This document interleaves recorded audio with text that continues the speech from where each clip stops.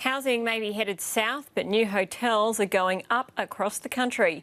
The $8 billion hotel sector is undergoing its biggest growth phase since the 2000 Olympics as tourists flock to Australia.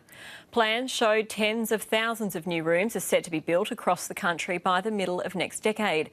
It's welcome news for builders, but as the credit crunch bites, there are doubts all those rooms will be built. Rachel Pupazzoni has more.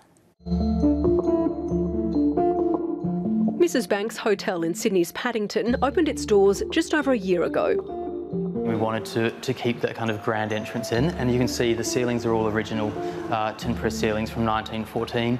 The century-old bank was converted into a boutique hotel in late 2017. People want that local experience when they come to a city, so it's not your kind of stock standard big hotel in the main tourist area.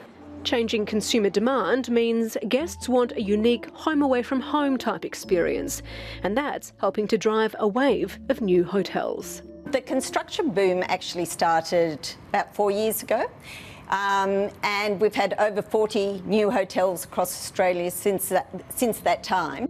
And that's just the start. Tourism Accommodation Australia says 272 new hotels, or 45,000 rooms, are slated to be built between last year and 2025.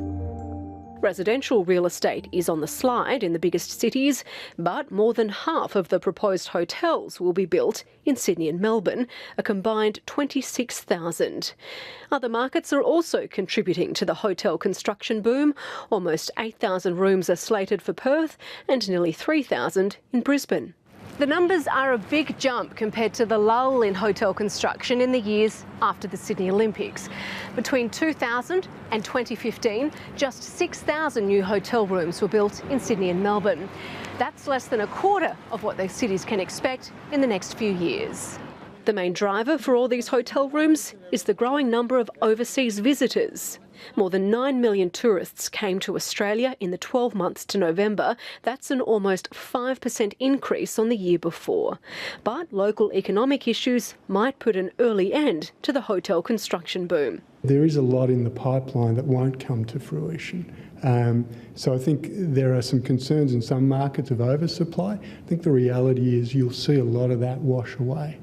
Hotel real estate expert Gus Moores says many of the hotels were conceived when market conditions were better.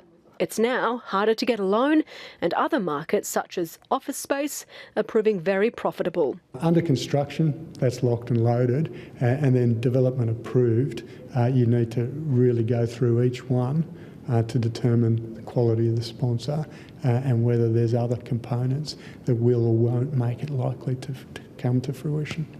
So 9,000 under construction. We've got another 17,000 of those that have the potential that are approved. And so the important thing for us is ensuring we maintain investor confidence.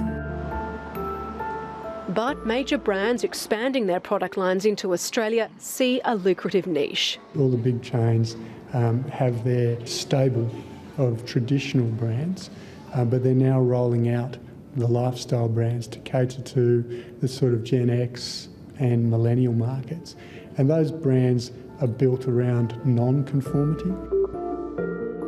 Hilton opened West Hotel in Sydney 14 months ago, and Marriott opened its W Hotel brand in Brisbane last year, with 2 more to come in Sydney and Melbourne. And with some of the highest occupancy rates in the world, Australia's rapidly changing hotel industry is here to stay.